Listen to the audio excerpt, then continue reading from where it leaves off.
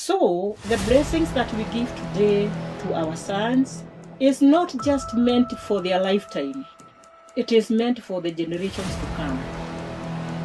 You are blessing his children, that is your grandchildren, your great-grandchildren, and even generations that you will not see with your own eyes.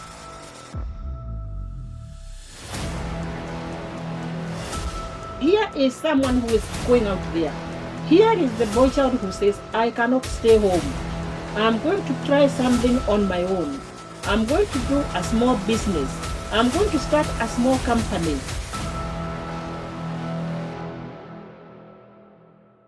I welcome you to the platform for BoyChild by Grandma Rose. This is our part 2 of Who Blesses the Boy Child. From the biblical perspective, we are going to look at how Jacob blessed his sons. This is from Genesis chapter 49, starting verse 1. What we know is that Jacob had 12 sons, 12. And out of the 12 sons, we had the 12 tribes.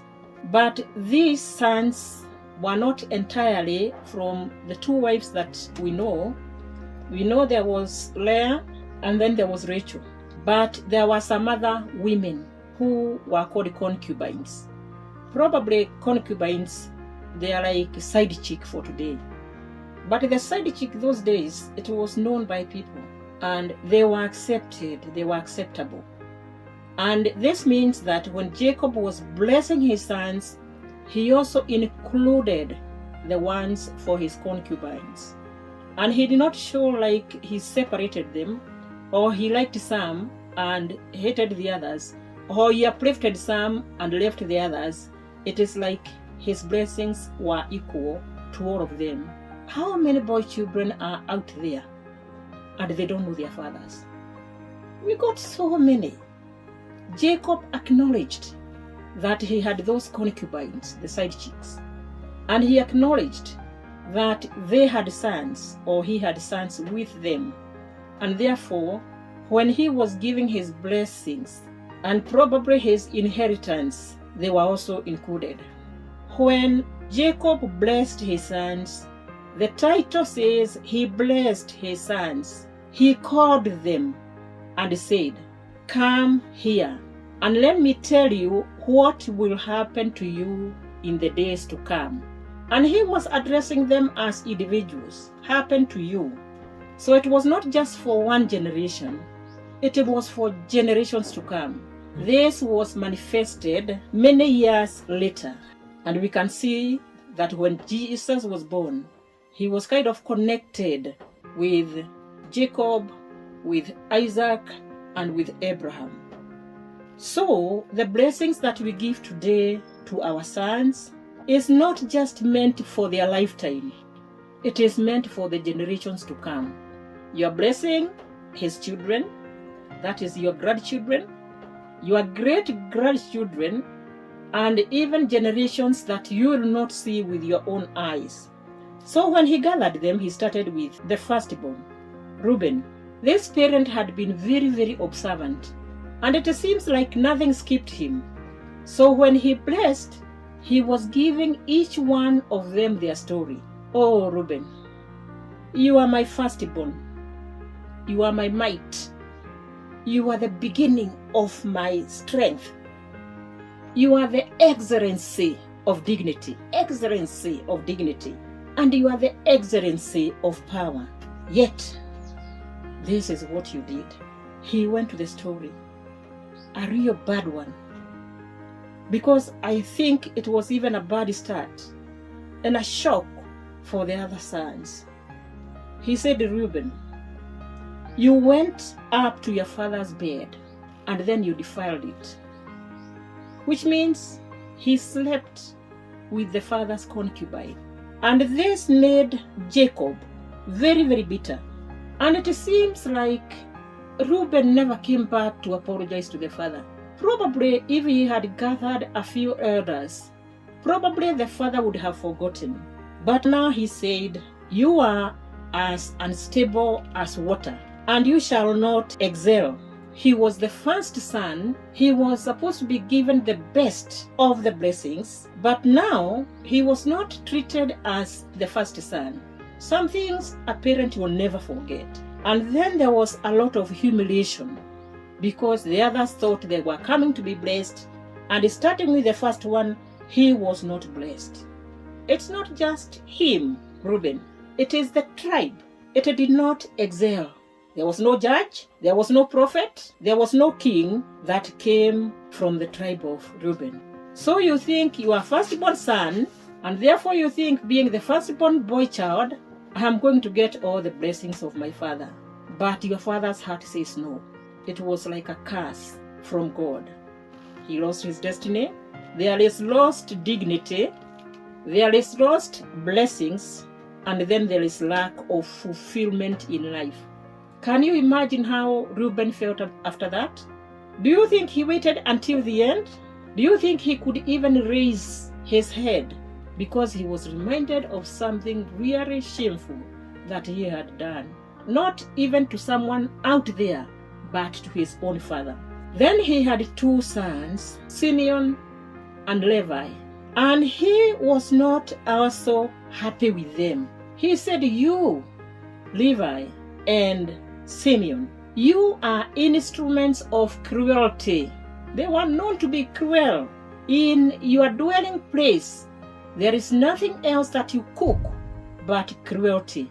And then he said, in your anger, you killed a man. And then they cut the hamstring of an ox, and they made him limp. He didn't die, but he was unable to do the work that he was supposed to do. Jacob was not happy with them. And he said, I would not enter your council. If it is where you live, if it is in a meeting, I cannot be part of that. So their anger made them to be cursed. How many of the boy children do we know that act irrationally? You want to fight people without a reason? We see some going to prison because they have even killed out of anger.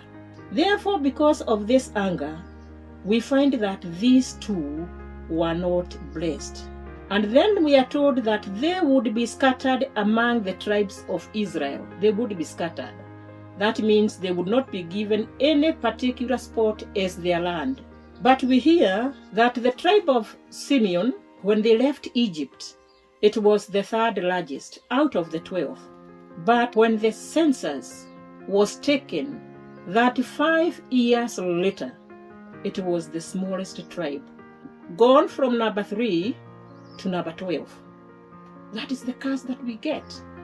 So that even the command of God, go ye into the world and multiply, the tribe never even multiplied. When we go to the tribe of Levi, we find that they were faithful in the wilderness. And therefore we see that when there was the rebellion of the golden calf, they supported Moses, and Levi gained blessings from Moses. And this was one of the richest blessings that he received from Moses. As the blessing said, they were scattered in the nation of Israel, yet the Lord was their inheritance. That land was not their inheritance, but the Lord was their inheritance. Everywhere where the tribes of Israel were, there was a Levite that did the work of sacrifice, the work of worship, the work of the priest, and therefore this is why we are told that they had the Lord as their inheritance. Levi was blessed because during this rebellion of the golden calf, he had reformed. And when we reform, God blesses us and we become his inheritance. Let's go to Judah. We are just going to mention like a few examples. Judah, that is now the clear lineage to the birth of Jesus Christ. Here is one who was exalted in position and in power by his father. He blessed him and he said, you shall be praised by your brothers. Don't we even praise him today, the Lion of Judah? He was told, your hand shall be on the neck of your enemies. So wherever there would be a fight, he would win. Your brothers shall bow before you. Therefore, he was going to be like a king in front of the brothers. He is described as a lion. Judah is the one who inherited the inheritance of the firstborn. He was given the blessing of leadership, the blessing of kingship. He was also given the blessings of the Messiah coming from the same tribe of Judah. Can we, boy children, get such blessings from our Father? For those whose hearts are happy with your sons, can you give them such blessings so that even in the years to come, they are going to excel? Issachar is another of the boy children for Jacob.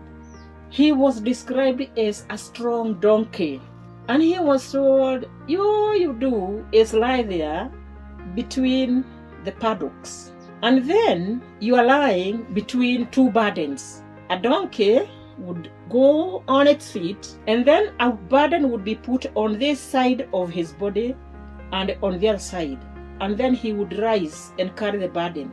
But Issachar, being described as a donkey, was a donkey that was lying, but when the luggage was put on this side and on the other side, he refused to rise, and therefore he did not need to get tired. He could get everything he wanted.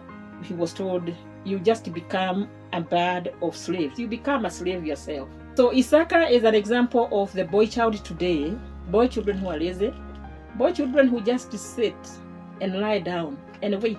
Those who go and gather in places, those stages, these public places, sit there the whole day, talk the whole day. Some lie there the whole day. This is someone who is lazy. Dan is described as a serpent on the way. And then he is told, you bite the horse's heel and the rider falls back, and then you tramp on the rider. But the father said, you shall triumph, which means that we can change. Because see how he was trapping people? But then he was told, you will triumph. Zebulun, he is blessed where he was. Haven of ships, haven of the sea. He would be a trader. He would be a merchant. Probably he would be a rich man. Here is someone who is going out there. Here is the boy child who says, I cannot stay home. I'm going to try something on my own. I'm going to do a small business. I'm going to start a small company. Probably I work with computers. I'm going to try and build a program that I can sell, make a business online. This is a person who is not just waiting for the father's inheritance. This is a man, Zebulun, who goes out there, not where there is land, because the Israelites really believed in land, the same way as the Kikuyus believe in land. But Zebulun is out there in the sea. And this is a big, big challenge for us boy children, that we can go out there and make something of ourselves and succeed. And you know when you do it, your father will bless you. And you're also going to excel wherever you are, because you go there with a willing heart and God will make you prosper. Joseph is not given like any particular blessing. It is like his history is revisited.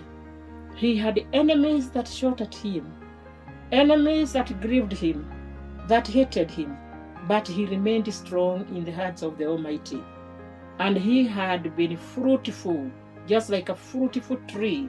It means that, boy children, that everything is not going to be a bed of roses. That one day you'll find that life is so hard that even your own people can turn against you, like the brothers turned against Joseph.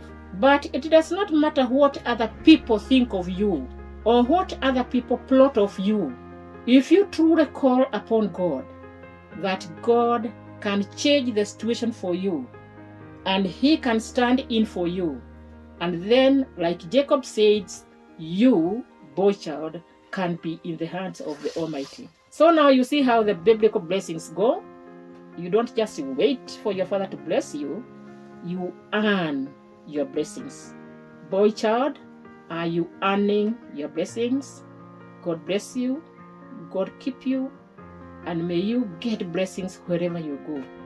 Please continue to follow, to like, and to subscribe platform for BoyChild by Grandma Rose. Thank you.